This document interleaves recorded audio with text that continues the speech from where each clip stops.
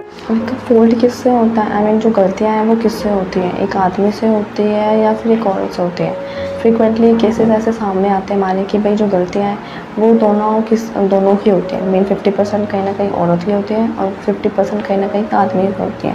हम ये नहीं कह सकते कि भाई जो सारी गलती का डिज़र्व एक आदमी करता है या फिर एक औरत करती है। गलतियाँ मिसअंडरस्टैंडिंग दोनों के बीच में क्रिएट होती हैं, तो उनमें ही दोनों के अंदर ही कहीं ना कहीं फॉल्ट होता है जो क्रिएट होती है। या तो उनके अंदर अंडरस्टैंडेबल नहीं होता है या फिर कोई किसी भी चीज़ को लेकर वो कैपेबल नहीं होते।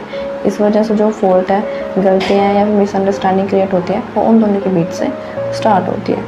लेकिन अगर जो गलतियाँ हैं 50% एक आदमी की है या फिर एक औरत की है, तो उन गलतियों को सुधारने का तरीका भी हम उन दोनों आपस में ही देख सकते हैं। मेन अगर मान लो कोई हस्बैंड वाइफ है आपस में, अगर वो गलतियाँ सुधारना चाहते हैं या फिर उनके आपस में जो गलतियाँ हो गई हैं तो वो दोनों एक दूसरे की गलती निकाल के तो वो दोनों आपस में बैठ के सॉल्यूशन निकाल सकते हैं। बट इन द मेन ये नहीं है कि भाई वो अपनी गलतियों को बाहर आगे गा रहे हैं, दुनिया को बता रहे हैं कि भाई मेरे साथ उसने ऐसा किया, मेरे साथ उसने ऐसा किया। लेकिन जो ये गलतियाँ बता रहे हैं या अपने जो कहते हैं बातों को मतलब एक तरह से कहते हैं कि अपने दुख को कम करना, ये गलत बात है।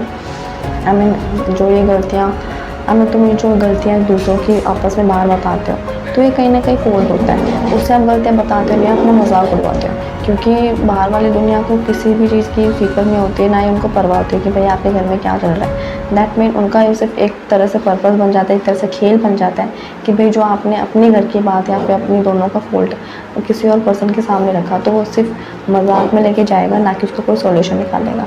देन लास्ट में कह देंगे कोई नहीं, तो हर एक घर की कहानी होती है। माना कि हर एक घर की कहानी होती है, लेकिन आप इन द में ये तो नहीं है ना कि आपने आप घर की कहानी या फिर जो भी आपके घर के जो मिसअंडरस्टैंडिंग है, फॉल्ट है, वो किसी और के आगे बताओ। मैंने बताया कि भाई 50% एक लेडीज़ की गलती हो सकती है, 50% एक आदमी की गलती हो सकती है।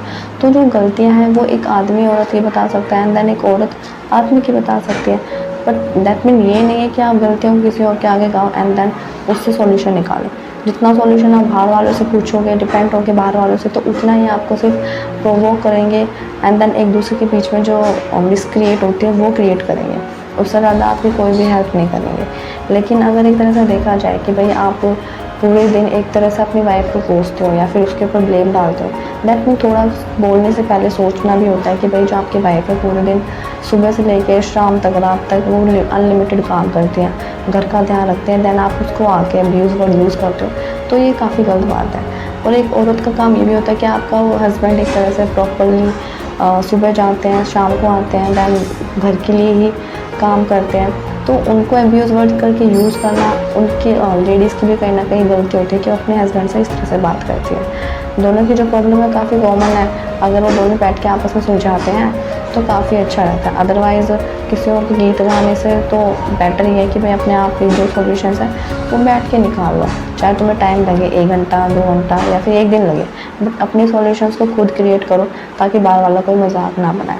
बाहर वाले को सिर्फ इतनी टेंशन रहेगी, उसको टेंशन भी नहीं रहेगी, बाहर वाले को सिर्फ इतना रहेगा कि हाँ भाई इनके घर की तो रोज़ कहानी सुनने में बड़ा मज़ा आता है, तो उनको एक तरह से रोज़ की रियल स्टोरी मिल जाएगी कि भाई हाँ इसकी आज की कहानी क्या हुई है, आज क्या हुआ तुम्हारे घर में, आज क्या नहीं हुआ। तो दैट मीन कि आप किसी और के आगे अपने गीत मत गाओ, ना ही अपने घर की दुखड़े किसी और को बताओ। जो भी प्रॉब्लम है, क्रिएशन जो भी आती कंडीशन जैसी भी होती है, बुरी या अच्छी, वो अपने तक सीमित रखो एंड देन उसको सॉल्यूशन कर दो या फिर उसको अच्छे से मूव ऑन करके कहीं ना कहीं कोई ना कोई ऐसा सॉल्यूशन निकालो जिससे कि वो बेटर वे में चल सके। और दैट मीन लड़ाई किस वजह से होती है घर में कि भाई एक हस्बैंड है वो रोज़ ड्रिंक करता है एंड देन वाइफ उसको बोलती है कि तुम ड्रिंक नहीं करनी। ये काफ़ी कॉमन सी बात है कि भाई रोज़ाना ड्रिंक करोगे तो फिर ऑब्वियसली घर में तो लड़ाई होगी। लेकिन ये मीन नहीं है कि आप रोज़ आके पी के अब्यूज़ वर्ड यूज़ कर रहे हो, दैन कुछ भी बोल रहे हो, अपने बच्चों को भी कुछ ना कुछ सुना रहे हो। तो आई मीन ड्रिंक करनी है, आई मीन आपको एक तरह से ड्रिंक ही करना है तो आप उसको एंजॉय वे में कर सकते हो। ये नहीं कि लिटरली आप एक हफ्ते से कंटिन्यूसली ड्रिंक करे जा रहे हो।